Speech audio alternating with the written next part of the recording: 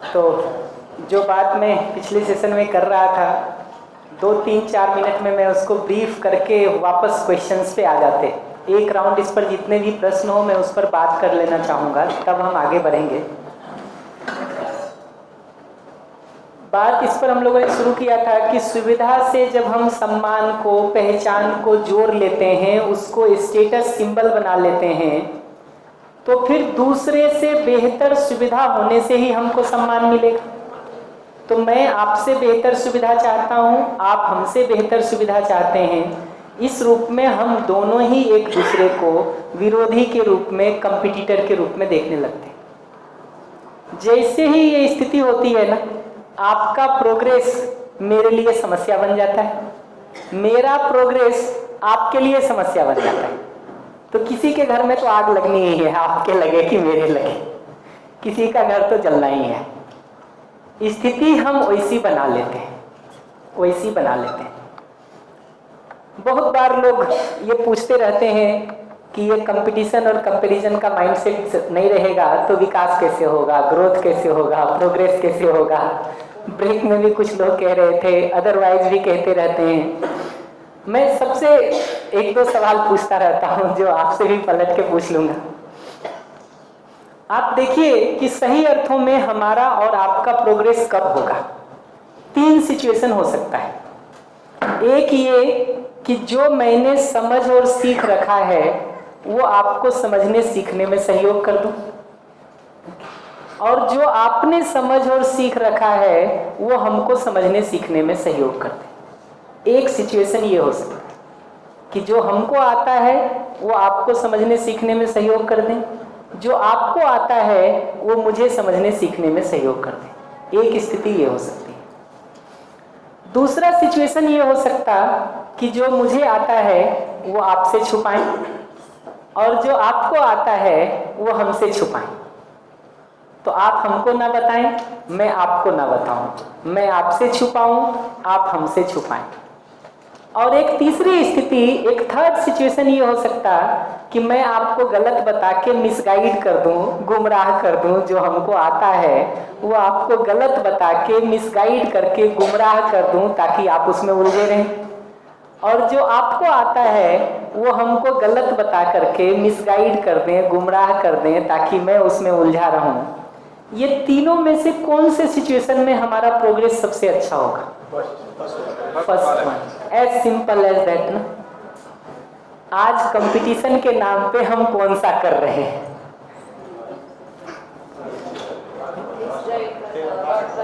जी, misguide करते हैं और छिपा लेते हैं। तो in the name of competition either we are not helping each other in the progress, or many a times even we are creating hindrance in the path of the other. मैं हिमाचल में एक वर्कशॉप कंडक्ट कर रहा था। वहाँ एक बगल में एक किसान थे जो गुलाब की खेती करते। मुझे पता चला कि वो गुलाब की खेती करने में के जितने भी तरीके उनको आते हैं, बहुत अच्छी खेती करते हैं।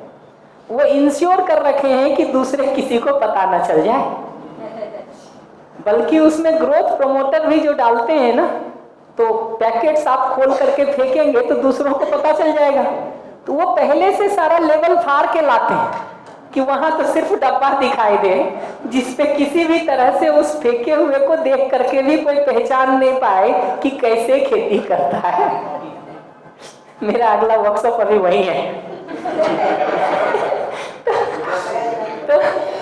तो ऐसी डिजाइन में हम आ गए हैं, ऐसे डिजाइन में हम आ गए हैं कि उस कंपैरिजन और कंपटीशन के माइंडसेट के साथ हम प्रोग्रेस में सहयोग करने का सोचते ही नहीं। और जब आप हमारे प्रोग्रेस में नहीं सहयोग करोगे, हम आपके प्रोग्रेस में सहयोग नहीं करेंगे, तो हमारा संबंध कौन सा होगा जी? फिर तो हम एक दूसरे को विरोधी की तरह ही देखेंगे। एक दूसरे के साथ कौन सा जुड़ाव, कौन सा आत्मीयता महसूस होगा? संभव भी कैसे है? और ये इतना सूक्ष्म कंपटीशन और कंपैरिजन खड़ा हो गया है आज के दिन कि घर परिवार से लेकर के, ऑफिस से लेके, काम करने की जगह से लेकर के, ऐसा कोई जगह नहीं दिखता है जहां इस माइंडसेट के साथ हम नहीं जी रहे हैं। और जो भी इसमें पीछे छूटेगा वो तनाव से ग्रस्त रहेगा ही।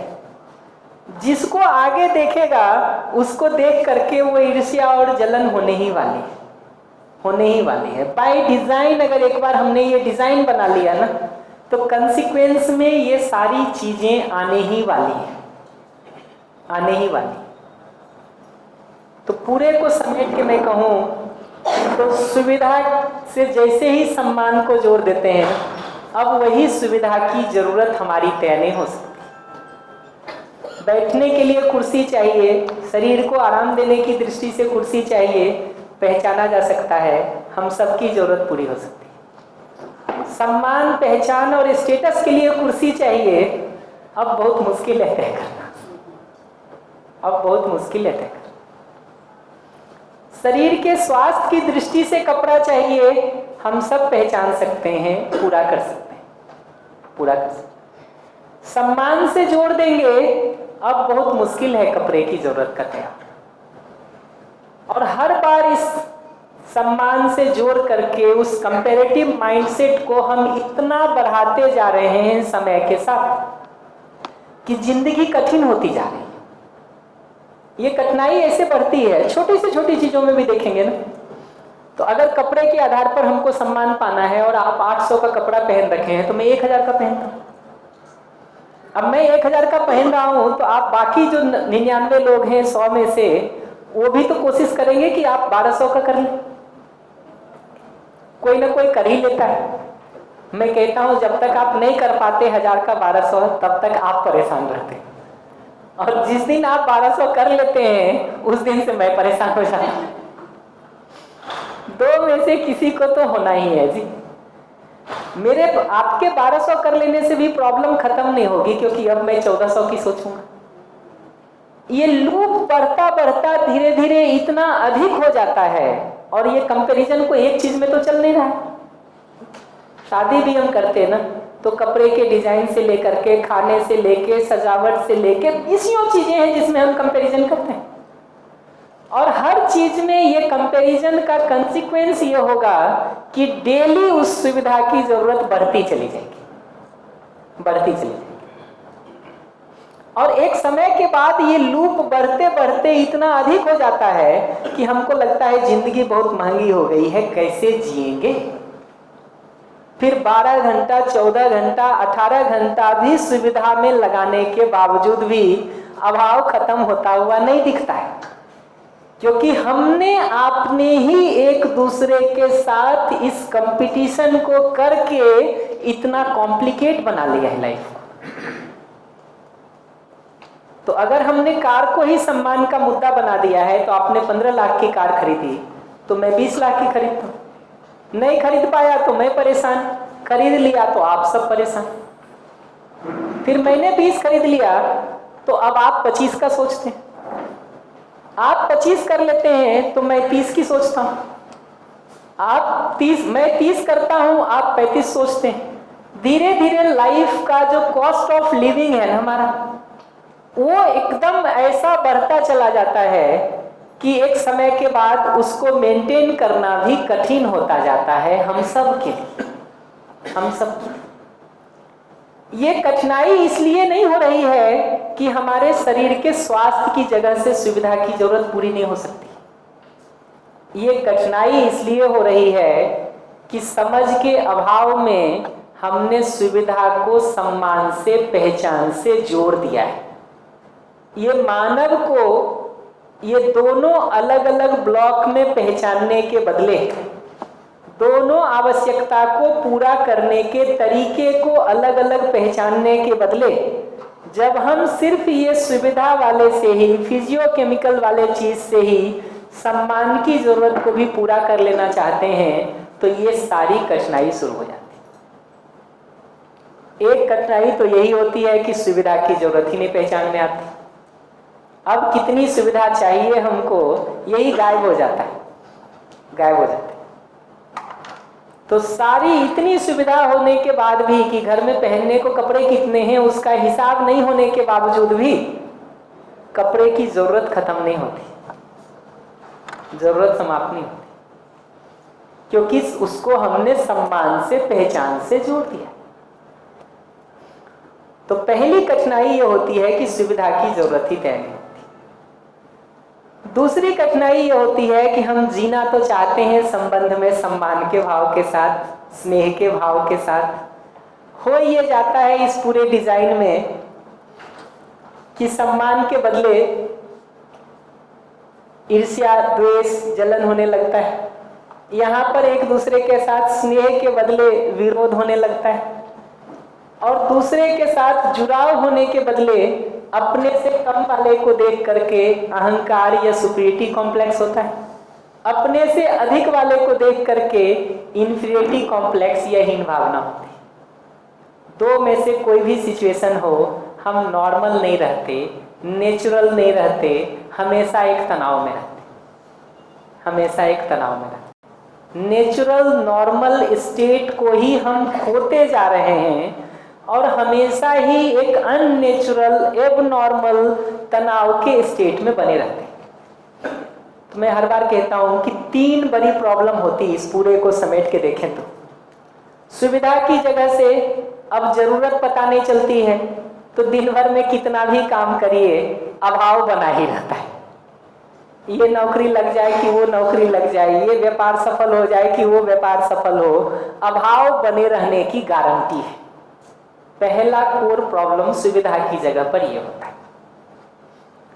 संबंध की जगह पर यह होता है कि दूसरे के साथ सम्मान और स्नेह के भाव से हम जीना चाहते हैं, हो रहा है एक दूसरे के साथ ईर्ष्या, जलन, द्वेष और विरोध। ये दूसरी प्रॉब्लम होती है। तीसरी, अपने जगह पर देखिएगा, स्वयं के जगह पर सुविधा का बता दिया, संबंध का बता दिया। अपनी जगह पर देखेंगे तो हम जो सहज, सामान्य और शांत स्थिति में रहना चाहते हैं, उस सहजता की जगह तनाव आ जाता है, अहंकार आ जाता है, हीन भावना आ जाती है, और हम अपने में ही कॉम्प्लिकेटेड रहते हैं, उलझे हुए रहते हैं। और अपने अंदर अगर एक बार ये उलझन शुरू हो गई ना, फिर आप घर में रहिए कि ऑफिस में रहिए कि रोड पे रहिए कि किसी चौथी जगह पे रहिए, अपने से पीछा छुड़ा के तो नहीं जा सकते ना कहीं। श्याम नहीं पसंद आए तो आप श्याम से दूर जा सकते हैं, दूर जा सकते हैं। अहमदाबाद आपको पसंद नहीं आए, अहमदाबाद से दूर जा सकते हैं। लेकिन अपने में ही तनाव होने लगा, अपने में ही ईगो होने लगा, अपने में ही इंफीरियरिटी कॉम्प्लेक्स या हीन भावना होने लगी, अब अपने को छोड़ के कहाँ जाएंगे? वो तो जहां भी जाइएगा आप तो साथ ही रहेंगे। और वो तनाव आदमी की जिंदगी में इतना बढ़ गया है कि छोटी से छोटी बात पर जो आदमी इतना उबल पड़ता है आज के दिन ना, उसका एक बड़ा कारण यह है कि आदमी 10 तरह के तनावों में खुद ही उलझा हुआ है। किसी तरह बहुत संतुलित करके, बैलेंस्ड हो करके वो चलने की कोशिश कर रहे हैं। और इतना सारा तनाव अंदर कंपाइल्ड है, इकट्ठा है, इतने तरह के स्ट्रेस कि छोटा से छोटा पिन भी लग जाए वो पूरा फट जाता है। हमको लगता है इसमें इतनी क्या बात हो गई थी कि इतना बड़ा रिएक्शन आ रहा है। इतने बड़े रिएक्शन का कारण क्या है? दिखता है कि इन तनावों के साथ आदमी अगर जी रहा है तो छोटी से छोटी चीज भी रिएक्शन तो पैदा करेगी, क्योंकि वो रिएक्शन होने में बाहर की घटना भी है और अंदर जो हमारे इकट्ठा है वो भी तो साथ में जुड़ के बाहर निकलता है। बाहर की घटना और जो हमारे अंदर इकट्ठा है, ये दोनों साथ मिलकर के बाहर निकलता है। मैं एक बार के लिए रुक ले रहा हूँ यहाँ पे। कोई भी प्रश्न हो इस पर, कोई कमेंट हो आपका, माइक दे दीजिएगा। आगे 2 कमेंट हैं तो एक बार इस पर बात करके फिर आगे चलेंगे।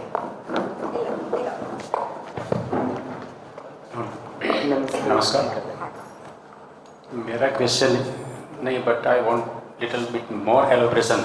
जी। You narrated the story of rose garden, okay जी। उसमें अगर वो छुपाएगा नहीं तो उससे ज़्यादा कैसे कमाएगा? live example with my friend. He is a manufacturer of some electronics gadget.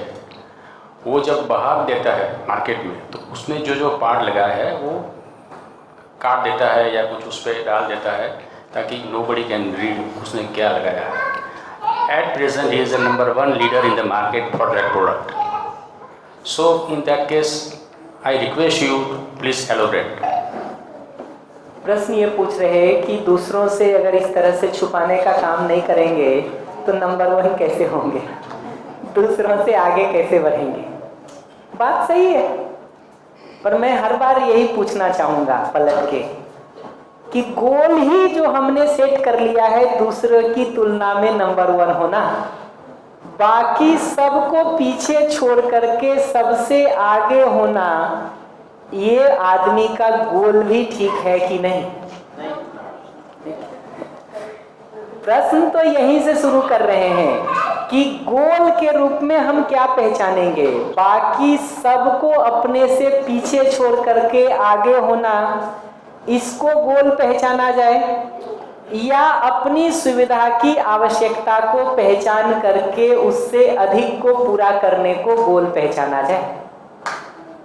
प्रश्न यहीं पे खड़ा है कि अपनी सुविधा की आवश्यकता को पहचान करके उससे अधिक को पूरा होने को गोल पहचानेंगे, या बाकी सब की तुलना में मैं आगे रहूं इसको गोल पहचानेंगे. Sir, I have a submission. Yeah. That my friend, he was at bottom. He was nowhere in the market. Ji. He tried hard.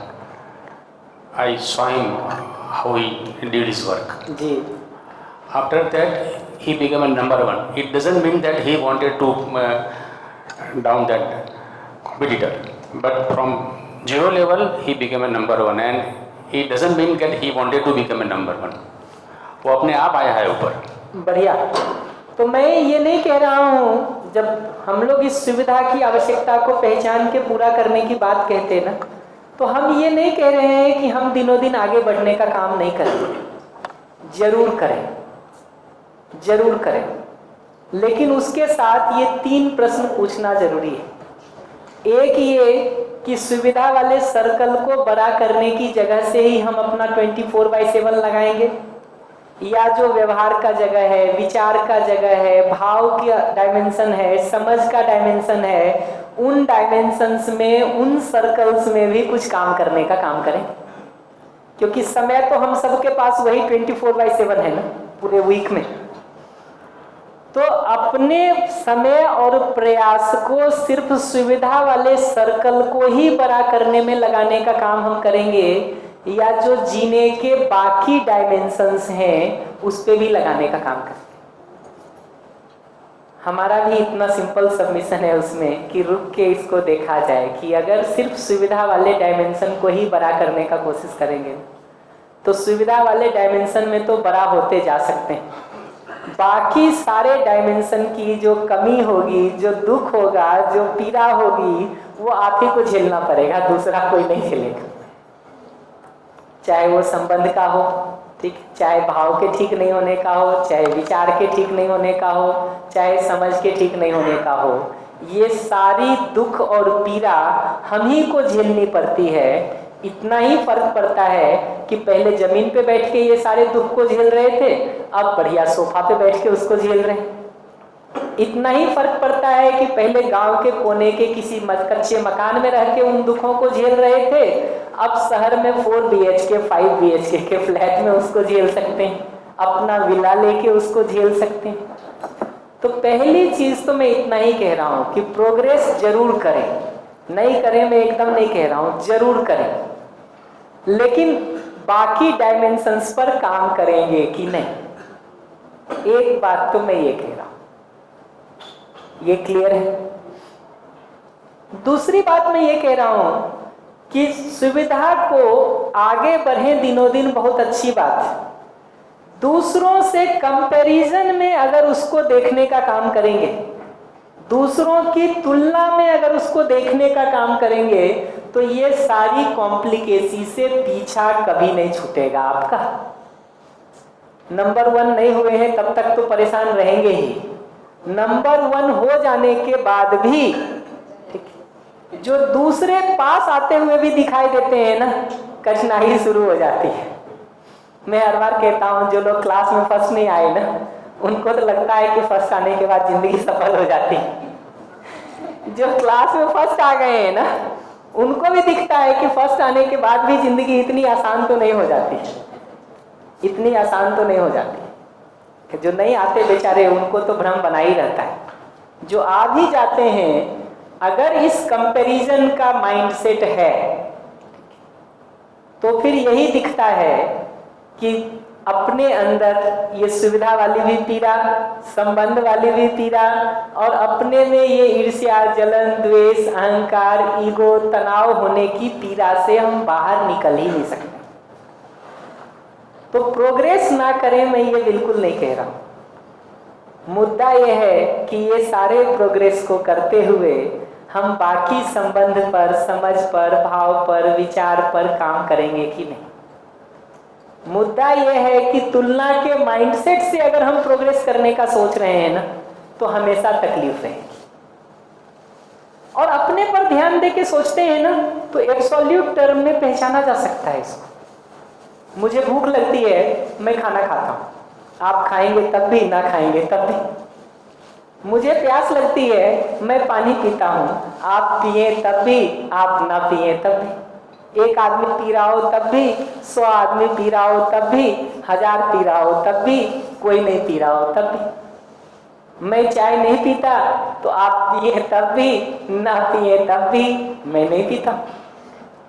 तो ये दिखता है कि अपनी जरूरतों को जब हम पहचानना शुरू करते हैं ना, तो बाकी लोग उसको कर रहे हैं तब भी हम उसको करते हैं, बाकी लोग उसको नहीं कर रहे हैं तब भी उसको हम करते हैं।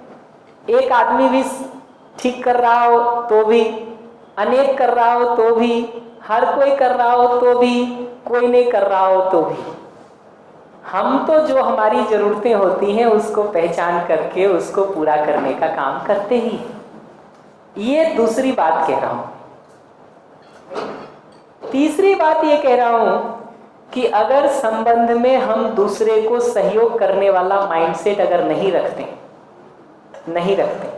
अगर वो प्रवृत्ति हमारी नहीं है एक दूसरे के साथ जीने की, तो हमारे संबंध ठीक रह भी सकते हैं क्या? किसी के साथ रह भी सकते हैं क्या?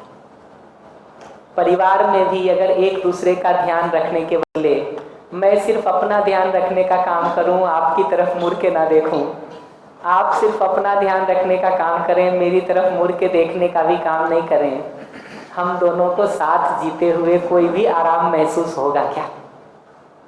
होगा क्या? तो पेट ना भरे किसी का, मैं ये नहीं कह रहा हूं। ये तुलना के माइंडसेट के साथ डिजाइन ही ऐसा हो गया है कि किसी का पेट नहीं भरता है, क्योंकि सुविधा की आवश्यकता ही तय नहीं होती। फिर वो नंबर 1 बने रहने के लिए और हर दूसरा विरोध में हमको दिखता है, इसलिए इतना कठिनाई की जरूरत होती है, क्योंकि हमने पूरे सिस्टम और डिजाइन को ही ऐसा बना लिया है कि हम सभी एक दूसरे के विरोध में खड़े हो गए। विरोध में जैसे ही खड़े होंगे ना, आपका प्रोग्रेस मेरे लिए प्रॉब्लम है, तो आप प्रोग्रेस ना कर जाएं, इसलिए हम सारे रैपर को फाड़ने का काम कर रहे हैं, इसलिए हम सारी जगहों से छुपाने का काम कर रहे हैं। आगे जब हम संबंध पे बात करेंगे ना, तो श्रेष्ठता और विशेषता, एक्सेलेंस और बीइंग स्पेशल, दोनों पर बहुत विस्तार से बात करेंगे कि स्पेशल बनने का तो सारा डिजाइन ही इस बात पर खड़ा है कि दूसरा मेरे जैसा ना हो पाए। स्पेशल बनने का सारा डिजाइन ही इस बात पे खड़ा है कि दूसरा मेरे जैसा ना हो पाए। सही अर्थों में जब एक्सेलेंस को देखते हैं, श्रेष्ठता को देखते हैं ना, तो ये समझ में आता है कि जितने ज्यादा लोग परिवार में सुख समृद्धि पूर्वक, समाज में सुख समृद्धि पूर्वक जिएंगे ना, उतना हमारे सुख समृद्धि पूर्वक जीने में सहयोग मिलेगा। समाज के जितने ज्यादा लोग दुख में, अभाव में, पीड़ा में, दरिद्रता में जी रहे हैं, उतना मेरे अपने सुख समृद्धि में भी बाधा होने वाली है। वो लौट के कहाँ आएगा इम्पैक्ट उसका? कहाँ आएगा? सोचा जाए इस पर, मैं तो इतना ही कहूँगा। दीदी कुछ कह रही थी। तो ये आपने जो पूरा एक्सप्लेन किया है, सुविधा से सम्मान पाने का प्रयास, और सुपीरियरिटी कॉम्प्लेक्स और इन्फीरियरिटी कॉम्प्लेक्स, तो personally like as an individual मेरे को ये इतना फील नहीं होता, but I still struggle with सुविधा की आवश्यकता तय ना कर पाना। वो मैं स्टिल स्ट्रगल करती हूँ, प्रॉबेबली बिकॉज मैं सुविधा से खुशी ढूंढ रही हूँ, सुख ढूंढ रही हूँ। प्रॉबेबली दैट इज़ वाई मैं वो तय नहीं कर पाती हूँ, क्योंकि जब मैं मुझसे कम फॉर्चुनेट लोगों को देखती हूँ तो मैं थैंकफुल फील करती हूँ कि एटलीस्ट मेरे पास है जो उनके पास नहीं है। तो I don't feel the superiority complex या अहंकार when I see less fortunate people than me, and when I see people who are more successful than me, I either am happy for them, or if they are close to me, or if they are like someone else or like celebrity or someone, तो मैं उनसे motivate होती हूँ, या like I try to be like them. तो like I think I'm lucky enough to not go through this comparison, but I still am at the same destination जहाँ पे मैं नहीं तय कर पाती हूँ, I guess. दो में से एक कारण होगा, रुक करके देखिएगा। ये प्रश्न ये कह रही है कि कंपैरिजन का माइंडसेट नहीं होने के बावजूद भी सुविधा की जरूरतें क्यों नहीं तय होती। दो में से एक कारण होगा, उसको रुक करके देखना चाहिए। या तो सुविधा से जो आपने कहा ना, सुखी होने का प्रयास, उसको भी पीछे जाके देखेंगे ना, तो उसको भी यहाँ देखेंगे इस चार्ट में ना, तो ये दिखेगा कि ये जो सुख की जरूरत है ना, ये सेल्फ की जरूरत है। सेल्फ की जरूरत है। सेल्फ की जरूरत को पूरा करने के लिए तो यहीं पर काम करने की जरूरत है, जिसको और थोड़ा अभी एक्सपेंड करने का काम करेंगे हम इस सेशन में भी और थोड़ा अगले सेशन में भी। सेल्फ की कोई भी जरूरत यहां से पूरा करने का कोशिश करेंगे, हाथ खाली रहेगा, हाथ खाली रहेगा। तो पहली कठिनाई यह होती है कि सुविधा से अगर संवेदना को पाके, सेंसेशन को पाके, कुछ अच्छा खा के, कुछ अच्छा पहन के, कुछ अच्छा दिख के ही अगर हम सुखी होने का कोशिश कर रहे हैं ना, तो वो सर्कल हमेशा गोल गोल घूमता रहता है, जिस पर अगले सेशन में थोड़ा बात करेंगे। इस सेशन में उसको नहीं बढ़ा रहा हूँ, नेक्स्ट सेशन में उस पर करूँगा ठीक से बात, कि ये अच्छा दिखने के प्रयास में, ठीक है, कुछ अच्छा खा के, कुछ अच्छा पहन के, कुछ अच्छा दिखा के सुखी होने के प्रयास में क्या क्या कठिनाइयाँ होती हैं, उस पर बात करेंगे। पर एक दूसरा बात मैं आपके लिए और कह के छोड़ूंगा, जिसको सोचिएगा, वो ये कि यद्यपि इवन दो हमको लगता है कि हमको ये कंपैरेटिव माइंडसेट नहीं है, ठीक, बट हमको रुक के देखना चाहिए कि कहीं ऐसा तो नहीं है कि ये जो अच्छा हमको दिखना है, ठीक, या कुछ ये कपड़े चाहिए, ये गाड़ी चाहिए, ये मोबाइल चाहिए, ये घर चाहिए, रुक के ये देखना चाहिए कि अगर दूसरे लोग नहीं उपलब्ध हो तब भी हमको चाहिए कि नहीं चाहिए, दूसरों के पास वो नहीं दिखता हो तब भी हमको चाहिए कि नहीं चाहिए। ये रुक के थोड़ा देखना शुरू करना चाहिए। मैं आपके लिए उत्तर तो नहीं दूंगा, मैं ये कहूंगा कि ये देखना शुरू करना चाहिए कि जिस कपड़े, जिस मोबाइल, जिस घड़ी, जिस गाड़ी की चाहत हम करते हैं, ये दूसरों के रहने से इन्फ्लुएंस होता है कि नहीं होता है। अगर दूसरों के होने से प्रभाव पड़ रहा है तो फिर कहीं ना कहीं किसी लेवल में वो कंपैरिजन तो है, वो है, ये देखा जाए। इतना ही मैं कमेंट करूंगा इस पर, और संवेदना वाले पर तो मैं बात करूंगा नेक्स्ट सेशन। माइक दे दीजिएगा प्लीज। हाँ, तो इसमें क्या होता है भैया, ज़्यादातर लोगों को तो मैं क्या चीज़ है, सेल्फ क्या है, वो पता ही नहीं होता है। मेरे घर में भी ऐसा होता है, मैं सेल्फ की बातें करती हूँ तो हस्बैंड को मैं समझा ही नहीं पाती हूँ कि मैं क्या चीज़ है, मुझे जैसे कुछ मिल गया उनको नहीं मिला है, वो भी ऐसा फील करते हैं। तो मैं नहीं मिलता, इसलिए लोग, ज़्यादातर लोग ऐसे सुविधाओं में, और इस भैया ने भी बोला ना कि मेरा वो उनका फ्रेंड है, तो उसमें क्या होता है यानी कि बचपन से जो चीज़ नहीं मिली उसके पीछे पूरा ज़िंदगी लगा दिया पैसों के पीछे।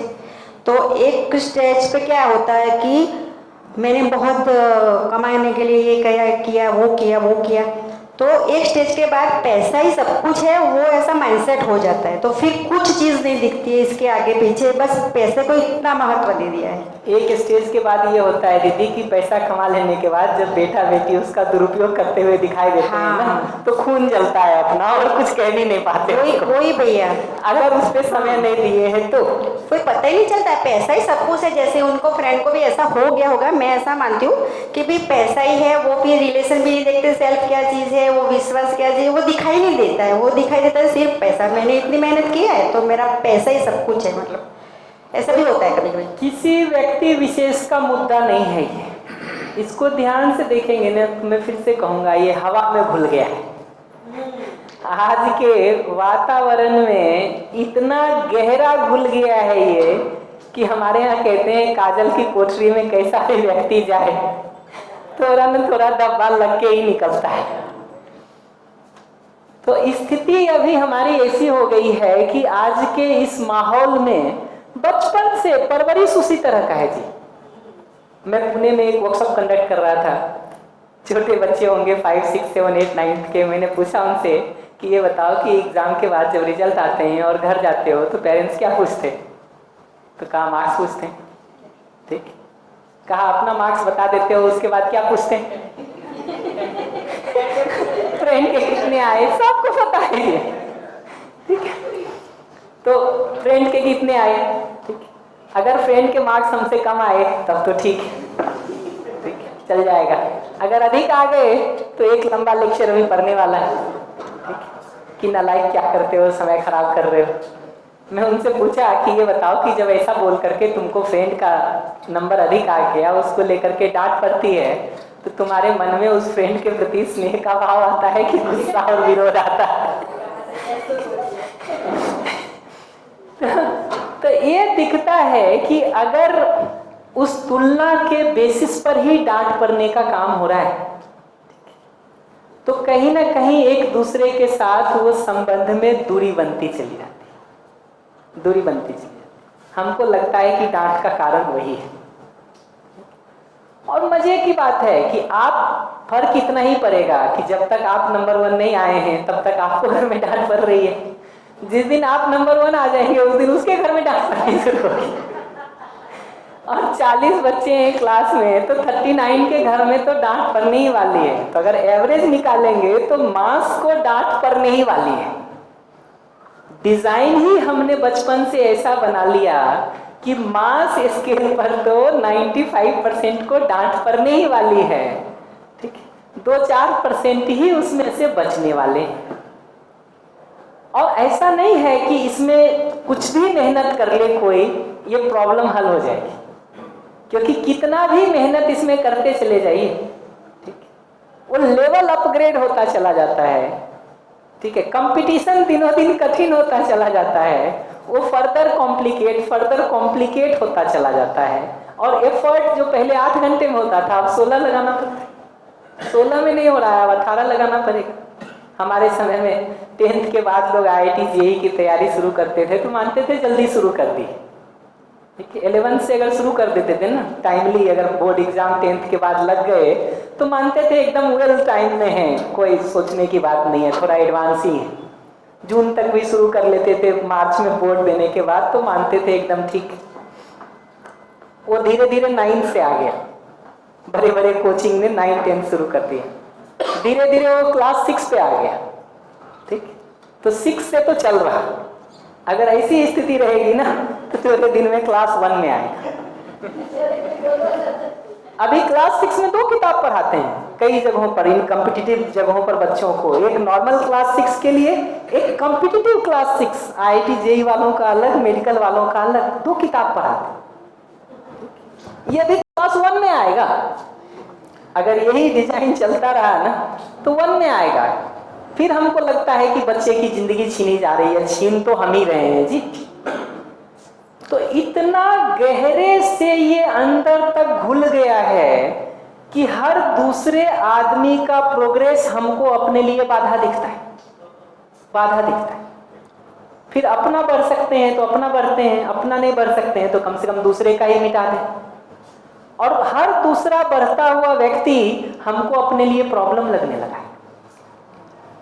अगर वो संबंध का माइंडसेट हो ना तो आपका प्रोग्रेस होगा ना, तो हमको दिखेगा कि किस दिन हमको भी जरूरत होगी तो काम आएगा जी। हमारे पड़ोसियों के घर में कार आ जाए, हमारे पास नहीं हो, संबंध का माइंडसेट हो, कंपिटिटिव और कंपैरेटिव माइंडसेट नहीं हो, तो आपके घर में कार आना हमारे लिए सहयोग है, किसी इमरजेंसी के दिन काम आ सकता है कि नहीं। कंपटीशन और कंपेयर, इसका कंपेरेटिव और कंपेयर, ये जो माइंडसेट है, पड़ोसी वाला जो आपने एग्जाम्पल दिया, ये क्यों आता है? देखिए, ये जो सारा तुलना का माइंडसेट आ रहा है ना, ये तो कहीं ना कहीं अपने पहचान और सम्मान को हम दूसरों की तुलना में ही देखने के अभ्यस्त हो गए। वो भी है, और इसका एक मुख्य कारण ये है कि जब आपके पड़ोसी के पास में कार है या कोई भी साधन है और आपको ज़रूरत है, उस समय आपने कहा और उस समय वो नहीं फुलफिल कर पाए, हो सकता है उनके भी वो चीज़ काम आ रही थी, तो सबको ये नीड फील होती है कि अगर मेरे पास होती तो ज़्यादा बेटर रहता, बस और कुछ भी नहीं है। देखिए, नीड की जगह से देखेंगे ना तो बहुत अच्छे से प्लानिंग किया जा सकता है, किन चीज़ों को हम व्यक्तिगत रूप से पूरा करें, किन चीज़ों को हम परिवार के लेवल पे पूरा करेंगे, किन चीज़ों को हम समाज के लेवल पे पूरा करेंगे। ये ज़रूरत पहचानी जा सकती है और पूरी की जा सकती है। उदाहरण के लिए ट्रेन की ज़रूरत, फ्लाइट की ज़रूरत हमने सामाजिक रूप से पूरा किया है। इंडिविजुअली हम सोचें कि एक एक ट्रेन हम सब रखेंगे फिर तो अभाव हो ही जाएगा, आज ही अभाव हो जाएगा, ट्रैक का भी, ट्रेन का भी, रिसोर्सेज का भी। जी वही कह रहा हूँ। तो किसी जगह पर देखेंगे ना, ये कॉम्पिटिटिव माइंडसेट अगर नहीं हो हमारा, एक दूसरे को पीछे छोड़ने का माइंडसेट नहीं हो, दूसरों के कंपैरिजन में ही अपने एग्जिस्टेंस को देखने का डिजाइन हो गया। हम पढ़ाई में भी आज के दिन रिलेटिव ग्रेडिंग करते हैं। उस रिलेटिव ग्रेडिंग का मतलब ये होता है कि आप आईआईटी में आने के पहले अपने क्लास के टॉपर रहे होंगे, बहुत अच्छी बात है। यहाँ आके ये भी चांस है कि आप फेल कर जाएं। हमसे सीनियर एक आईआईटी कानपुर में थे, 46 रैंक लेके आईआईटी कानपुर आए थे, पहले ही साल में एक साइकोलॉजी के कोर्स में फेल हो गए। उन बच्चों की पीड़ा किसी को बाहर से समझ में भी नहीं आती कि उस क्लास का नंबर 1 टॉपर रहने वाला बच्चा, अब आज तो भाई तुम हो गए अपने स्कूल के टॉपर, अपने जिला के टॉपर, यहाँ तो हर आदमी टॉपर है। हमारे यहाँ कहते लखनऊ में कंकर भी फेंकोगे तो किसी मंत्री के ऊपर गिरेगा। तो आईआईटी के अंदर आने के बाद तो स्थिति ऐसी होती कि यहाँ कौन टॉपर नहीं है जी, यहाँ तो सब वैसे ही हैं। उस जगह से जा करके जब ग्रेडिंग में वो डी आता और एफ आता ना, फेल, बहुत मुश्किल होता है लाइफ को कोप अप करना। और वो पीड़ा बाहर से दूसरों को समझ में भी नहीं आती, समझ में भी नहीं आती। इतना कॉम्प्लिकेट करते जा रहे हैं हम लाइफ को एक के बाद एक, और बाहर से देखने पे वैसा रहता है कि भाई पहुंच जाए तो जिंदगी सफल हो जाएगी। अगर ये कंपैरिजन का माइंडसेट इसी रूप में बना रहेगा, दूसरों की तुलना में ही अपने अस्तित्व को हम देखने का काम करेंगे, तो हमेशा अभावग्रस्त रहने का डिजाइन रहेगा ही। क्योंकि मोहल्ले का सबसे बड़ा हम हो जाते हैं तो गांव का बनना है, शहर का बनना है, शहर का हो गए तो जिले का होना है, जिले का हो गए तो राज्य का होना है, राज्य का हो गए तो देश का होना है। हम बिहार के जिस जगह से आते, बेगूसराय का एक गांव है, ज़्यादा कमा लेते आदमी तो बेगूसराय शहर में आके फ्लैट खरीदते, उससे ज़्यादा होता तो पटना में आके खरीदते, उससे ज़्यादा होता तो दिल्ली आके खरीदते। इस यात्रा ऐसी है ना कि ज़्यादातर लोग तो इसी फ्लैट खरीदने के बीच में फ्लैट हो जाते, हो ही जाएंगे। ये इतना उलझ गया है जिंदगी एक दूसरे के साथ उस कंपैरिजन में कि दूसरों के एग्जिस्टेंस के साथ ही हम अपने एग्जिस्टेंस को देखने के अभ्यस्त हो गए हैं बचपन से। हमारी अपनी भी कुछ जरूरतें हैं, हम एब्सोल्यूट टर्म में भी अपने को पहचान सकते हैं, वो दिमाग ही खत्म होता जा रहा है, देखने का वो नजरिया ही खत्म होता जा रहा है, पर्सपेक्टिव ही ऐसा हो गया है कि दूसरों के कंपैरिजन में हम कहाँ खड़े हैं। हर बार हम देखते हैं तो अपने को देखने के पहले बाकी सबको देख करके फिर सेट करते हैं। ये तो तकलीफ रहेगी। Sir, government of India has produced BrahMos missile. जी agree? Agree. Why? Because US has more latest product, so we have to. ठीक कह रहे हैं, हम हर बार कहते हैं। जो कल कह रहा था मैं थोड़ा आज उसको फिर से याद दिला देता हूँ। हम लोग अपनी आर्मी का नाम देते हैं डिफेंस, सुरक्षा के लिए बना रहे हैं। भाई डिफेंस हम कर रहे हैं ये तो ठीक है, but who is offensive? Offensive army किसी की होगी तभी तो डिफेंसिव आर्मी की जरूरत पड़ रही है। हम में से हर किसी को लगता है कि ऑफेंस तो हम नहीं करते हैं, डिफेंस में ही हमको करना होता है।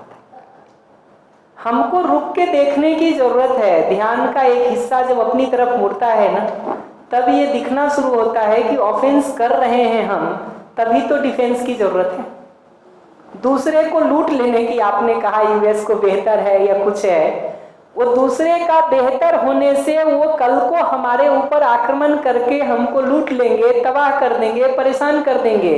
इस भय से हमको भी करना पड़ता है, हम उसका जवाब दे सकें। हम उसका जवाब दे सकें। एग्जैक्टली मैं हर बार यही कह रहा हूँ कि अगर इस डिजाइन से चलेंगे ना, तो जब पहले लाठी डंडे से लोग लड़ते थे ना, ठीक, पहले जब लोग बिना लाठी डंडों के लड़ते होंगे तो जो ज्यादा बलवान होगा वो कमजोर को दबा देता हो।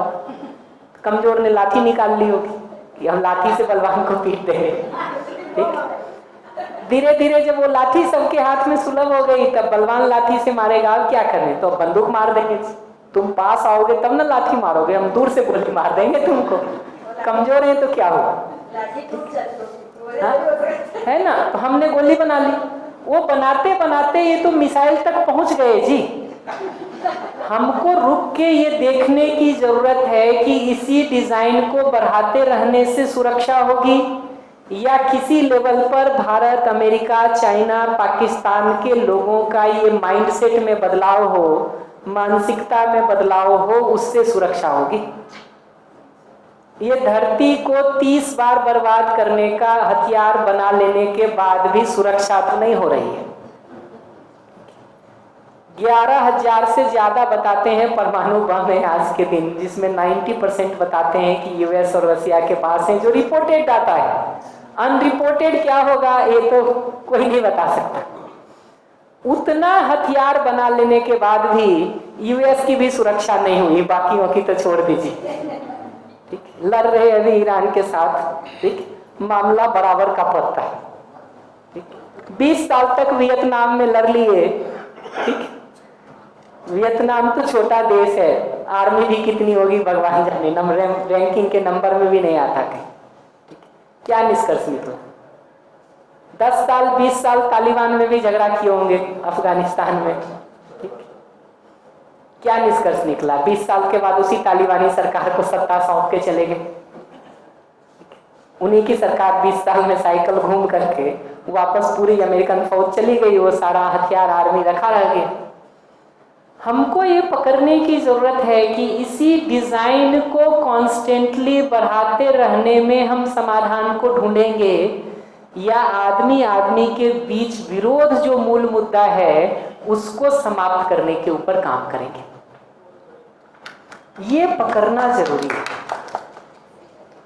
कि अप्रोच कहां लेंगे इसका। नहीं तो वही हो रहा है, एक मिसाइल की क्वालिटी इंप्रूव करता है, दूसरा रडार की टेक्नोलॉजी इंप्रूव करता है। दोनों दिनों दिन बढ़ते जा रहे हैं, युद्ध पहले से ज्यादा भयानक होता जा रहा है।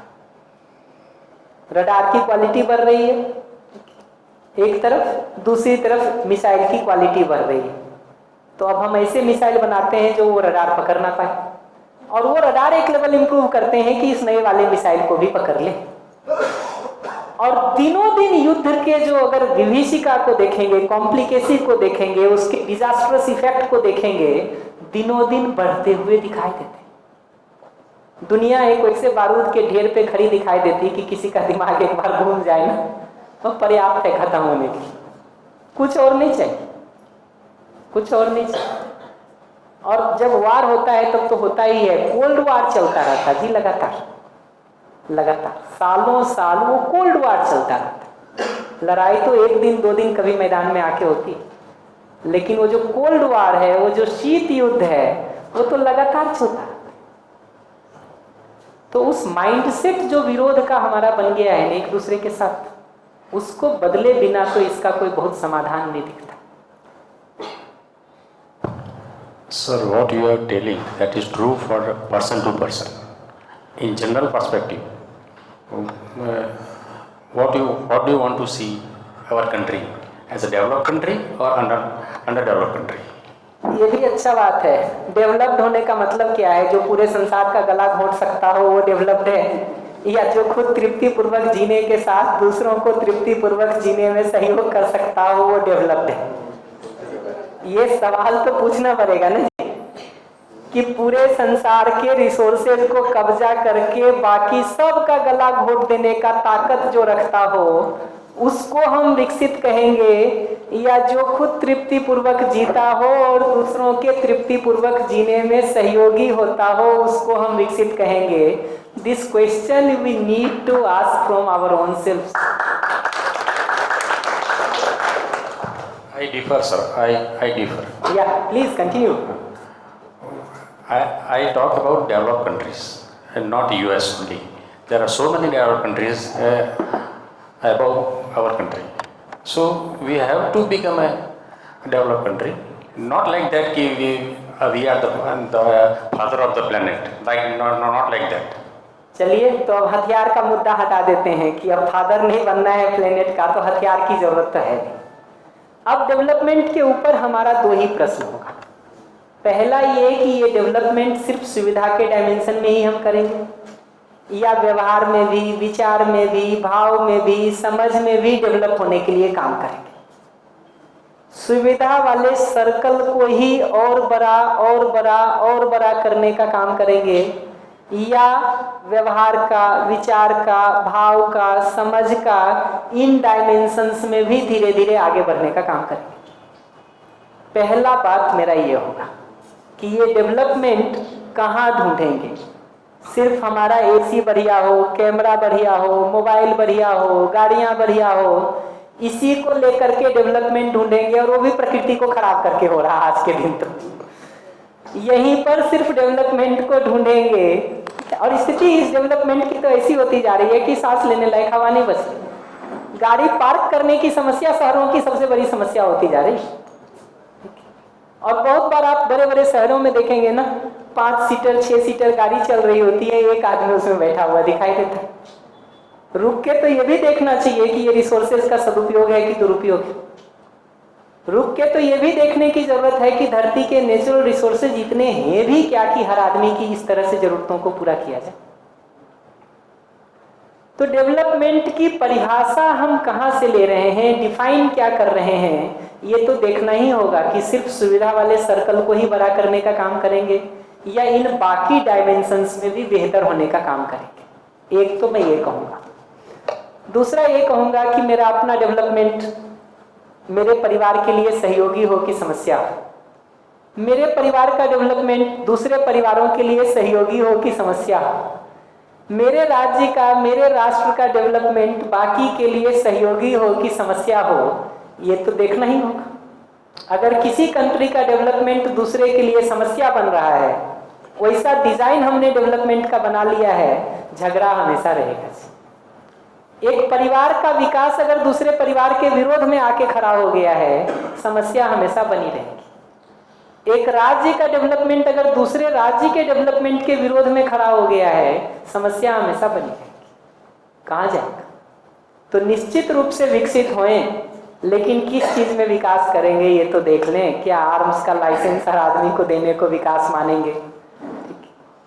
और सुविधाओं की जगह से भी देखिएगा तो सुविधा दिनों दिन बढ़ने के बाद भी, ये आखिरी सवाल भी पूछ ही लेता हूँ कि सुविधा दिनों दिन बढ़ने के बाद भी रुक करके थोड़ा ये देखा जाए कि शरीर का स्वास्थ्य भी समय के साथ ठीक हो रहा कि खराब हो रहा। ये जो बातचीत हुई ना अभी कि दोनों ही पर्सपेक्टिव से, मतलब दोनों दृष्टिकोण से, एक तो दृष्टिकोण था राष्ट्र के संबंध में अभी बोला था, और दूसरा घर के दृष्टिकोण में जैसे अभी आपने बात की।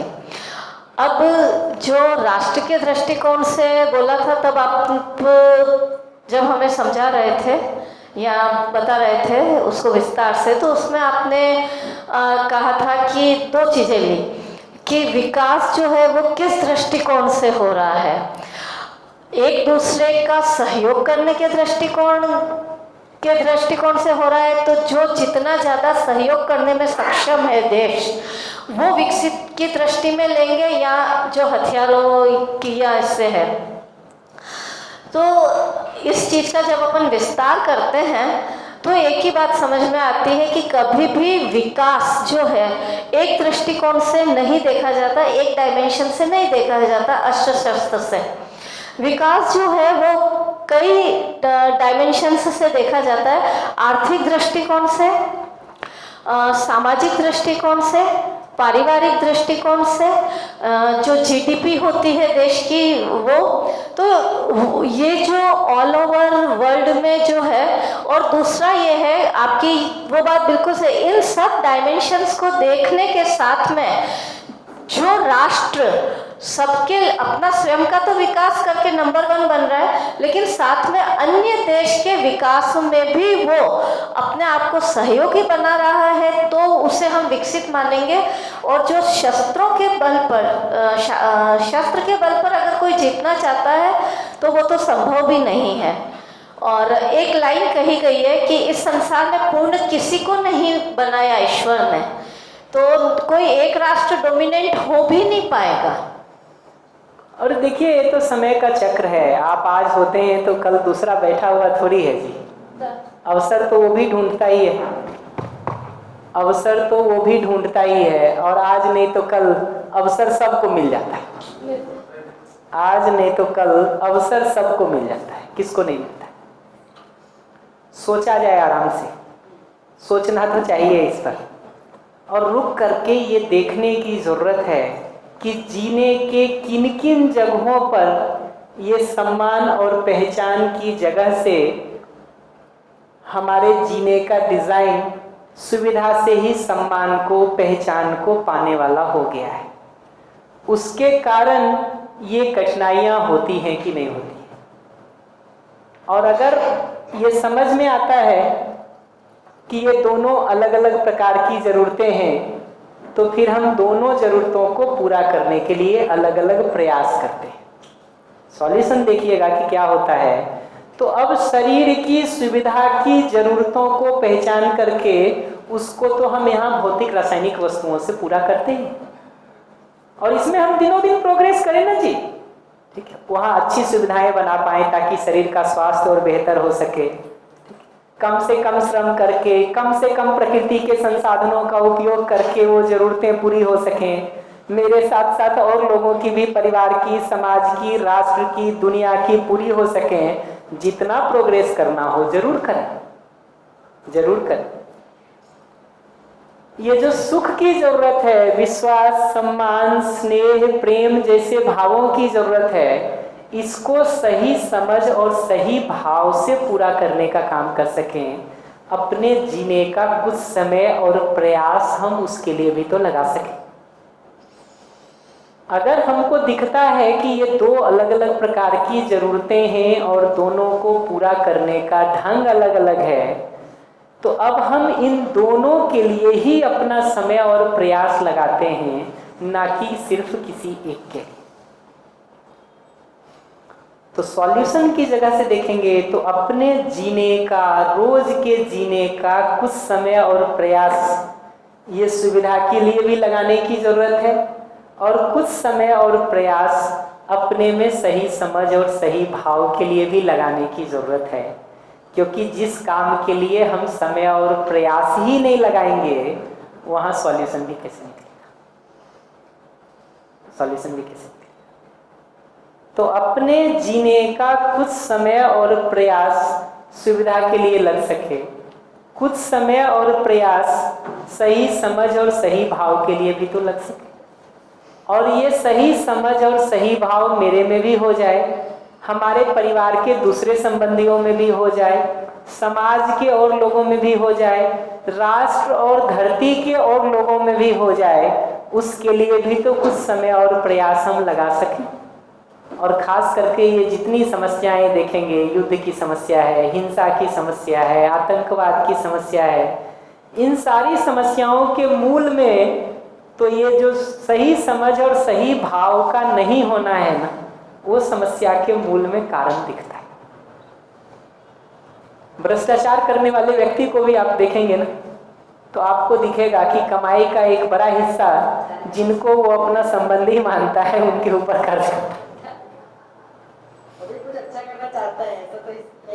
है ना, जिनको अपना संबंधी के रूप में देखता है, जिनके लिए उनका भाव थोड़ा ठीक है, उनके लिए वो करना चाहता है।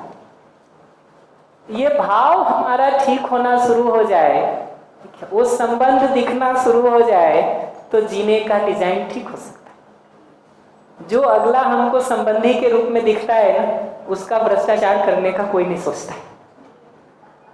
जिसके साथ वो जुड़ाव नहीं दिखता है, वो आत्मीयता नहीं दिखती है, वो अपनापन नहीं दिखता है, फिर भाई हो कि मित्र, संबोधन कुछ भी दे रहे हो, फर्क नहीं पड़ता, फर्क नहीं पड़ता। सोचा जाए, इस पर सोचना जरूरी है। और अपनी जिंदगी को पलट के जितना देखने का काम शुरू करेंगे ना, ठीक होने का काम उतना हो सकता है। तो मैं हर बार कहता हूं कि इन सारी बातों को सुन करके हमसे जितना आपको समझ में आएगा ना, इससे कई गुना ज़्यादा समझ में आएगा पलट करके इसके बेसिस पर अपने रोज के जीने को देखने से। हमारी अपनी जिंदगी को समझने के लिए कोई दूसरा नहीं चाहिए, कोई लैब अलग से नहीं चाहिए, कोई एक्सपेरिमेंट भी अलग से नहीं चाहिए।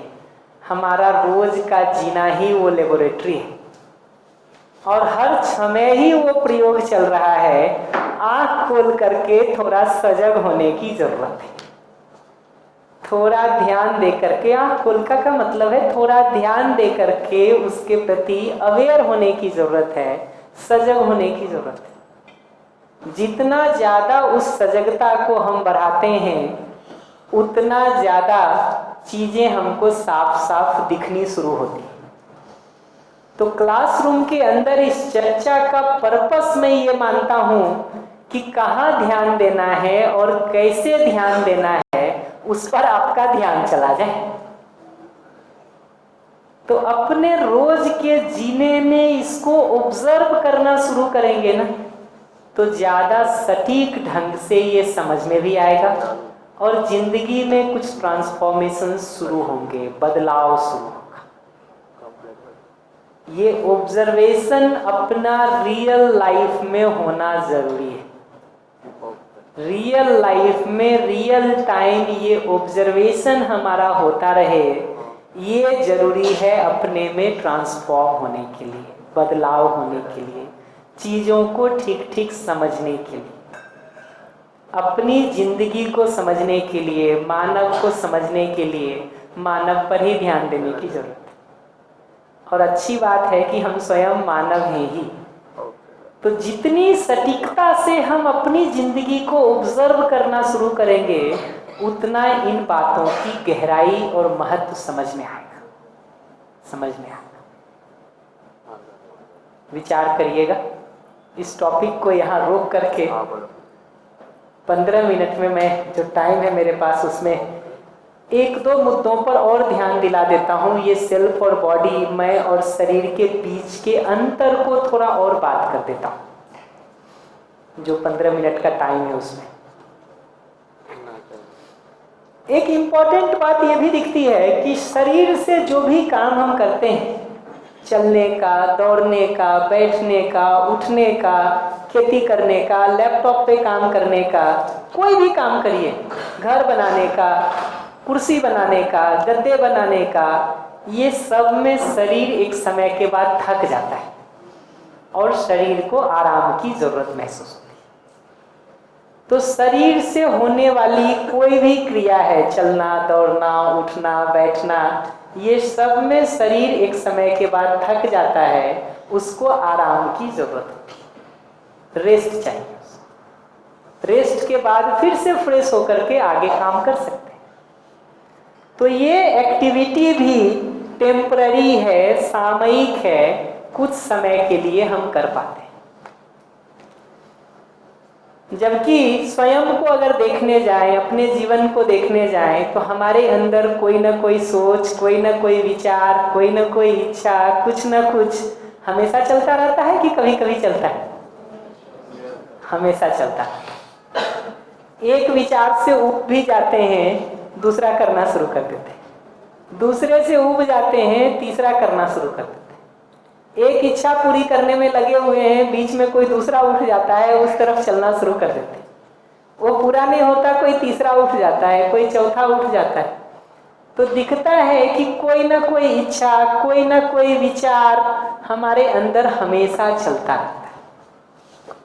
ये जो आशा लिखा हुआ है ना, इसको आगे एक्सप्लेन करेंगे कि इन क्रियाओं को नेक्स्ट सेशन में हमको एक्सप्लेन करने का काम डिटेल में करना ही है। अभी के लिए मैं इतना ही कहूँगा कि कोई ना कोई सोच, कोई ना कोई विचार, कोई ना कोई इच्छा, कुछ ना कुछ हमारे अंदर अगर देखेंगे तो लगातार चलता रहता है। क्या लगता है, शरीर स्वस्थ रहता है तभी ये सोच विचार चलता है, या जब बीमार हो जाते हैं तब भी चलता है? तब भी चलता रहता है। बीमारी में भी हिसाब लगाते रहते हैं, कौन मिलने आया और कौन नहीं। तो ये दिखता है कि ये सोच विचार सारा चलता रहता है, चलता रहता है। शरीर बीमार हो जाए तब भी, स्वस्थ रहे तब भी, खाने को मिला हो तब भी, नहीं मिला हो तब भी, विचार चलता रहता है लगातार। कोई ना कोई इच्छा, कोई ना कोई विचार हमारे में चलती रहती है। इनफैक्ट ये जितना समझ में आता है उतना ये बात समझ में आता है कि शरीर से काम करके हमको कुछ सुविधा मिलती है जिससे शरीर की जरूरत पूरी हो सकती है। शरीर से काम करके हमको कुछ सुविधा मिलती है जिससे शरीर की जरूरत पूरी हो सकती है। शरीर से काम करने की क्षमता भी हमारी सीमित है, सामयिक है, थोड़ी देर के लिए है। जरूरत भी शरीर की सामयिक है। तो टेम्पररी एक्टिविटी से टेम्पररी नीड को पूरा करने का काम किया जा सकता है। टेम्पररी एक्टिविटी से टेम्पररी नीड को पूरा करने का काम किया जा सकता है। सामयिक आवश्यकता को, ये जो थोड़े थोड़े समय की जो हमारी शरीर से जुड़ी आवश्यकता है, इसको शरीर की सामयिक क्रिया से पूरा किया जा सकता है। टेम्परेरी नीड और टेम्परेरी उनको पूरा करना किस तरह से? उसका मतलब ये कह रहा हूं मैं कि शरीर से जैसे हम कोई प्रोडक्शन का काम करते हैं, 4 घंटे, 6 घंटे, 8 घंटे हमने प्रोडक्शन किया और शरीर थक गया और काम नहीं कर सकते। लेकिन ये 4, 6, 8 घंटे का भी प्रोडक्शन शरीर को स्वस्थ रखने की जरूरत को पूरा करने के लिए पर्याप्त होता है, हो सकता है। शरीर से 6 घंटा, 8 घंटा ही जो हम काम कर पाए, उससे जो सुविधाएं हमको मिलती हैं वो शरीर की जरूरत को पूरा करने के लिए पर्याप्त होता है या हो सकता है। जबकि यहाँ सेल्फ की नीड को देखेंगे ना, तो सेल्फ की नीड चूंकि कॉन्टिन्यूअस है, सुख की नीड कंटिन्यूअस है, विश्वास, सम्मान, स्नेह, प्रेम की नीड कंटिन्यूअस है। ये कंटिन्यूअस नीड को तो कंटिन्यूअस एक्टिविटी से ही पूरा किया जा सकता है। लगातार होने वाली जो जरूरतें हैं उसको तो लगातार चलने वाली क्रिया से ही पूरा किया जा सकता है। कंटिन्यूअस चीज को टेम्पररी चीजों से पूरा करने का कितना भी कोशिश करेंगे, एक अभाव, एक खालीपन, एक एम्प्टीनेस अपने में बना ही रहेगा, वो भर ही नहीं सकता है कभी भी। तो वेटेज कितना देंगे, सेल्फ को कितना वेटेज देंगे और शरीर को कितना वेटेज देंगे, मैं को कितना और शरीर को कितना, और किस तरह से मनुष्य संतुष्टि पाएगा इस मैं और शरीर के किस कॉम्बिनेशन पर? कितना वेटेज देने का तो उत्तर मुझे ये समझ में आता है कि रुक करके एक बार ये देखने की जरूरत है कि परिवार के रूप में जीते हुए शरीर को स्वस्थ रखने की दृष्टि से किन किन सुविधाओं की हमको आवश्यकता है। परिवार के रूप में जीते हुए शरीर को स्वस्थ रखने की दृष्टि से किन किन सुविधाओं की हमको आवश्यकता है। तो मैं अभाव में जीने की बात नहीं कह रहा हूँ। कल सुख को परिभाषित करते समय ये बात कह रहे थे कि जितना है उसी में से काम चला लें। मैं बिल्कुल ये बात नहीं कह रहा हूँ कि जितना है उतने में ही काम चलाएं, जितना चादर है उतना ही पैर फैलाएं, मैं ये नहीं कह रहा हूँ। मैं कह रहा हूँ खूब आराम से अपने पैर की साइज माप ली जाए और उससे थोड़ा बड़ा चादर रख लिया जाए। तो हम जरूरतों को काटने के लिए नहीं कह रहे हैं, कम करने के लिए नहीं कह रहे हैं, भूखा रह के सोने के लिए नहीं कह रहे हैं। हम तो कह रहे हैं रुक करके पहचान तो लो कि पेट की साइज कितनी है, क्योंकि उससे ज्यादा खाने से शरीर बीमार होता है, न कि स्वस्थ होता है। तो सम्मान और पहचान से अगर एक बार सुविधा फ्री हो जाए ना, सुविधा को हम न जोड़ें उस सम्मान और पहचान से, तो रुक करके ये देखने की जरूरत है कि वास्तव में सुविधा की हमारी क्या क्या जरूरतें हैं। उसको कम न किया जाए, उसको काटा नहीं जाए। उन जरूरतों को पूरा करने के लिए जितना समय और प्रयास यहाँ लगाना है जरूर लगा लिया जाए। तो कितना समय और प्रयास यहाँ लगाएं का उत्तर ये है कि परिवार की सुविधा की आवश्यकता को शरीर को स्वस्थ रखने की जगह से पहचान लिया जाए। वो है तो बहुत अच्छी बात, वो नहीं है तो उसको पूरा करने के लिए जितना समय और प्रयास और लगाने की जरूरत है जरूर लगाया जाए, जरूर लगाया जाए। कई बार लोग कहते हैं कि 7 पीढ़ियों के लिए इसको करने की जरूरत है। मैं तो हर बार कहता हूं कि अगर 7 पीढ़ियों के लिए इसको सोच रहे हैं ना, तो कहीं ऐसा तो नहीं मानते हैं कि हमारी जो अगली पीढ़ी पैदा होगी वो लूली लगड़ी पैदा होगी जो कुछ कर नहीं सकती। अगर हमको हाथ पैर है, हम ठीक हैं, तो अपनी अगली पीढ़ी को अगर हमने सही समझ दे दिया है, उत्पादन करने की वो क्षमता दे दी है, तो वो भी क्यों नहीं कर लेगा जी। और ऐसा हर पीढ़ी में हम देते चले जाएंगे ना, तो 7 पीढ़ी क्या 700 पीढ़ी, 7000 पीढ़ी, और उसके बाद भी जीता रह सकता है।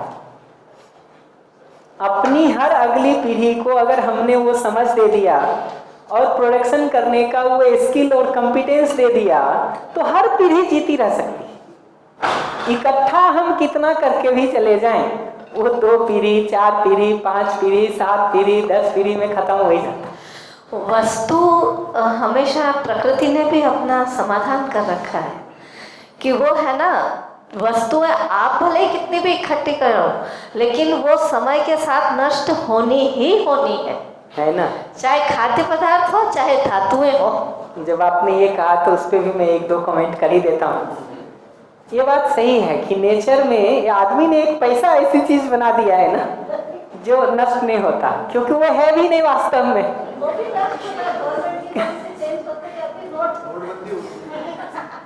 तो ये दिखता है कि सामान्य रूप से आप घर बना लीजिए, उसमें रहिए चाहे नहीं रहिए, एक समय के बाद वो खराब हो जाता है। बल्कि अगर आप रह रहे हैं ना, उसका मेंटेनेंस और साफ सफाई हो रहा है, तो ज्यादा लंबा चलता है। ताला मार के रखे हुए हैं वो और जल्दी खराब हो जाता है, और जल्दी खराब हो जाता है। तो पुराना कथन है चाणक्य का शायद, कहा कि धन की 3 ही गति है, या तो खुद उपयोग कर लीजिए या दूसरों को उपयोग करने के लिए दे दीजिए। ये दोनों नहीं करेंगे तो तीसरा अपने आप हो जाता है नाश, उसका बदलाव, उसका चेंज, होना ही होना है। थोड़ा और बारीकी से देखेंगे ना तो घर में बहुत सारी उपलब्ध सुविधाएं अगर हमारा बच्चा और घर के दूसरे लोग उसका सदुपयोग नहीं कर रहे हैं ना तो वही सुविधा हमको तकलीफ देनी शुरू हो जाती है। बहुत सारे पेरेंट्स की एक बड़ी तकलीफ ये होती है कि इतने मेहनत से कमाई हुई सुविधा को बच्चों को बर्बाद करते हुए देखते हैं। अच्छा, बच्चों को तो बचपन से ही चूंकि परवरिश ही हुई वो सुविधा वाली जगह से जीने के लिए, हम भी लगे थे उसी सुविधा को कमाने में और बच्चे को अधिक से अधिक देने में। तो अब उस बच्चे को सुविधा के भोग के अलावा कुछ और दिखाई कहाँ देता है। हमने परवरिश ही उसकी उस तरह से की तो लौट करके वो उसी में रचा बसा दिखाई देता है। तो ये सुविधाएं और संसाधन का जब दुरुपयोग होते हुए हम देखते हैं ना तो वही कमाई हुई सुविधा हमको आराम नहीं देती बल्कि समस्या देती है। इसी का तीसरा हिस्सा ये भी कई बार दिखता है कि बहुत बड़े बड़े घरों को हमने कमाई करके बना लिया, बच्चे चले गए विदेश पढ़ने के लिए, या बेंगलोर में नौकरी कर रहे, पुणे में नौकरी कर रहे, कानपुर में आपको बहुत सारे ऐसे घर मिल जाएंगे, यहाँ का सिचुएशन मुझे नहीं पता, जहाँ पूरे घर में रहने वाले 2 बुजुर्ग हैं 75 प्लस एज के, ठीक, तीसरा कोई नहीं। पूरे घर की सफाई करना, उसका जाली मकड़ी का हटा लेना और झाड़ू पोछा कर लेना ये भी नहीं हो पाता। और लोगों को रखने में भय होता है कि पता नहीं जो दूसरा आएगा वो क्या उठा के लेके चला जाए। तो काम करने वालों को रखने में भी भय होता है, वो होगा ही, जैसा समाज का वातावरण है उसमें वो कठिनाई है। पूरे घर की सफाई नहीं हो पाती ना, उसी को देख देख के परेशान होती रहती हैं घर की महिलाएं, जो बचपन में पूरा साफ करके रखने का अभ्यास कर रखी हो, अभी वो नहीं कर पा रही हैं, वही घर पीड़ा और परेशानी का कारण बन जाता है। मैं अभी राजस्थान भीलवाड़ा में था, 1 मिनट दीजिएगा, मैं अभी राजस्थान भीलवाड़ा में था। कई सारे घरों की ये स्थिति दिखती है कि ग्राउंड फ्लोर और फर्स्ट फ्लोर बना हुआ है ना, तो फर्स्ट फ्लोर में सिर्फ होली और दीपावली के दिन ही चढ़ते हैं सफाई करने के, बाकी दिन उसमें ताला लगा रहता, या हम जैसा कोई कभी पहुंच गया गलती से तो रह लेता। स्थिति ऐसी होती जा रही जी कि ये बड़े बनाए हुए घर हमको सहयोग देने के बदले हमारे ही लिए समस्या हो जाते हैं। जी sorry Sir, what you have narrated about Kanpur, so many houses like that, here also same thing, in my friends also. So आप क्या सोचते हैं कि वो बच्चों को घर रहना चाहिए? This is my question. ये अच्छा प्रश्न है कि बच्चों को कहाँ रहना चाहिए। अगर हमसे पूछेंगे ना तो मैं कैसा सोचता हूँ समाज में उसको और विस्तार करेंगे। आपसे ही पलट के पूछता हूँ अच्छा क्या है, हमारे बच्चों को रहने खाने पीने का वो रोजगार जो अच्छा से अच्छा हम चाहते हैं वो हमारे घर में मिल जाए, ये ज़्यादा ठीक है, या 7 समंदर पार किसी जगह पे जाके मिले जहाँ हमारे मरने के 3 दिन बाद वो लौट के आए, और अगर बीमार भी हो गए हैं तो हॉस्पिटल का पेमेंट ही वो कर सकता, बाथरूम से उठा के हमको हॉस्पिटल भी नहीं पहुँचा सकता, ये ज़्यादा ठीक है। इसका है There are no avenues है नहीं। Sorry, I'm not aware about the Kanpur. Ji. But Ahmedabad, Baroda, there are not so many avenues to earn in AI field. So they have to move to Hyderabad, Bangalore or Pune. ठीक है, sorry please continue. नहीं आप please continue कर लीजिए, फिर मैं एक साथ कमेंट कर दूँ। नहीं, आपने खुद ही क्वेश्चन पूछा ना, मैं आप ही लोगों से इसका सॉल्यूशन पूछता हूँ। तो एक्चुअल में क्या है कि जो मोमेंट वाला जो नेचर है ना, वो इस संसार में बहुत ज़रूरी है। तो ये कहना, ये बच्चों को भी नहीं पता चल रहा है कि अभी वो वहाँ कंफर्टेबल फील कर रहे हैं, but such situation is not favourable for them. वो स्थिति उनके लिए भी उतनी अच्छी नहीं है कि वो वहाँ पर सेटल हो जाए। और यहाँ पर जो मकान बने हुए हैं वो इसी वजह से बने हुए हैं कि हमने अगर कमाया तो कोई स्थायी तो लिया, लेकिन बच्चों को पढ़ाया ताकि वो ग्रो अप करें, है ना। और एक ही जगह पर रहने से न तो ज्ञान का विकास होता है और न ही मनुष्य का जो दिमाग है या मन भी है तो वो भी स्वस्थ रहता है। वो भी मूवमेंट के साथ ही, जैसे कहते हैं ना, एक नदी जो होती है वो जब तक बहती रहती है उसमें काई नहीं जमती, लेकिन जिस जगह पे वो पानी ठहर जाएगा तो काई जमेगी। तो ये है कि जो घर है एक पर्टिकुलर टाइम पे उन्होंने एक्सपीरियंस लिया, आफ्टर देन उस एक्सपीरियंस को एआई टेक्नोलॉजी या जो भी चीज़ है उससे वो अपने नेटिव प्लेस पे आकर भी कर सकते हैं, बिकॉज ऑफ जो ज्योग्राफिकल बाउंड्री है, जो भौगोलिक स्थितियों की जो सीमाएं थी वो आज के समय में काफी कम हो चुकी है। समझिए। इसलिए वो यहाँ से वहां भी जा सकते हैं, वहां से यहाँ भी आ सकते हैं, और हमारे बच्चे ही नहीं अन्य देश के लोगों को भी हम यहाँ बुला सकते हैं, चाहे टूरिस्ट के रूप में बुलाए या किसी अन्य तरह से।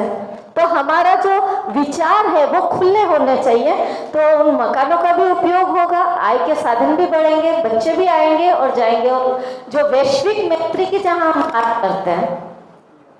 बढ़िया। तो ये सारे कमेंट्स के बीच में देखेंगे ना तो 2-3 छोटे-छोटे कमेंट्स मुझे भी करने। पहली चीज तो यही कहनी कि हम भी ये बात नहीं कह रहे हैं कि लोग बाहर ना जाएं, ज्ञान के लिए जाना हो जरूर जाएं, संबंध में भाव को विकसित करने के लिए जाना हो जरूर जाएं, मजबूरन सुविधा और पैसा कमाने के लिए जाना पड़े तो मैं तो मानता हूँ ज़्यादा बेहतर ऑप्शन है कि अगर हमारे पास उपलब्ध हो सके तो ज़्यादा बेहतर। मजबूरन जाना पड़ रहा है, बाध्यता बस जाना पड़ रहा है, उसकी तो प्रॉब्लम दिख रही है जी आज के दिन। वीज़ा के मामले में हमारे प्रेसिडेंट साहब अमेरिका के फरमान जारी कर दिए हैं, बहुत सारों का तो भविष्य अधर में लटक गया है। और जो यहाँ से आ रहे हैं ना, वहाँ से यहाँ उनको वापस जाने का वीज़ा नहीं मिल रहा, और जिनका वहाँ एक्सपायर हो रहा वो बेचारे ढूंढ रहे हैं। जिनकी परमानेंट वीजा नहीं है वहां पर उनको नौकरी मिलना मुश्किल हो गई कि साल 1.5 साल 2 साल के लिए कोई आपको ले तो उसको आगे बढ़ाए कैसे। Why you are taking a benchmark of US? There are so many countries. US is not the benchmark. Exactly तो उसको अब साइड कर देते हैं। किसी दूसरे देश में भी जाए हम घूमने के लिए, ज्ञान के लिए, भाव के लिए, संबंध के लिए, मेरी तरफ से कोई मनाही नहीं। सुविधा के लिए जाने वाले को भी मेरी तरफ से कोई मनाही नहीं है जी। मैं कौन होता हूँ किसी को रोकने वाला। मैं तो आपसे पूछना चाहूंगा कि अगर उन्हीं सुविधाओं को पूरा करने का इंतजाम आपको अपने जगह पे मिले तो आप वो करना चाहें, ये ज़्यादा ठीक है, या मजबूरन बाध्यता बस हमको दूसरी जगह जाना पड़े, ये ज़्यादा ठीक है। और समाज का जो डिज़ाइन है ना, ये तो देखिए हमने आपने मिल करके ही बनाया है। ये कोई एलियंस आके दूसरी जगह से नहीं बनाए। तो कल को अगर हम और आप सोचेंगे तो एक नया बेहतर समाज के डिज़ाइन को सोच ही सकते हैं। संबंध पर बात करने के बाद, परिवार और संबंध पर बात करने के बाद हम डे 5 में किसी समय समाज की व्यवस्था पर चर्चा को शुरू करेंगे और विस्तार से हम उस पर बात करेंगे कि समाज की व्यवस्थाओं को यहाँ हम किस तरह से मध्यस्थ दर्शन में देखते हैं और कैसे उसको पूरा करने के डिजाइन को सोचा जा सकता है। हाँ, कुछ कह रहे? यस, करेंगे उस पर विस्तार। सभी को नमस्ते। मुझे दर्शन की रोशनी में समझ में आता है कि जो बच्चे यहाँ से छोड़ के जाते हैं वो माँ बाप से न ज़्यादातर कंटाल के जाते हैं। दूसरा ये है कि हमने बचपन से ही कंपटीशन डाल दी है कि भाई यही विकसित देश है और यहाँ जाएंगे तभी हमारा कल्याण होगा। तो वहाँ अभी ये जाके इनसे ही बात की है ना। हाँ, अभी क्या अच्छा लगा क्या बुरा लगा, तो बोले कि वहाँ की व्यवस्था अच्छी है। तो भाई यहाँ की व्यवस्था कोई है ना वो कुत्ता बिल्ली ने बिगाड़ी है कि हम सब ने बैठ के बिगाड़ी है व्यवस्था। तो हम सुधरने की बात नहीं कर रहे और दूसरी बात कर रहे हैं। तो मतलब मुद्दे की बातें हैं कि भाई हमारे यहाँ के ही लोग जब फॉरेन जाते हैं तो नियम को फॉलो करते हैं और वही नियम वही लोग यहाँ आते हैं तो कहीं पे थूकते हैं, ये सब करते हैं, तो पूरी व्यवस्था बिगाड़ी किसने? हमने। यहाँ से हमारे बच्चे क्यों जा रहे हैं? क्योंकि हमने वो व्यवस्था उनको बनाई, मतलब उनको लगता है हम ही मतलब बचपन से कह रहे हैं कि जाओ वहाँ जाओ, माँ बाप ही तो भेज रहे हैं। तो माँ बाप मतलब हम सब ने वो व्यवस्था बनाई नहीं, हम सब वो समझे नहीं, वो भाव की दुनिया में हमने कोशिश नहीं की है, और इसलिए वो भौतिक दुनिया में सारे लोग भाग रहे हैं।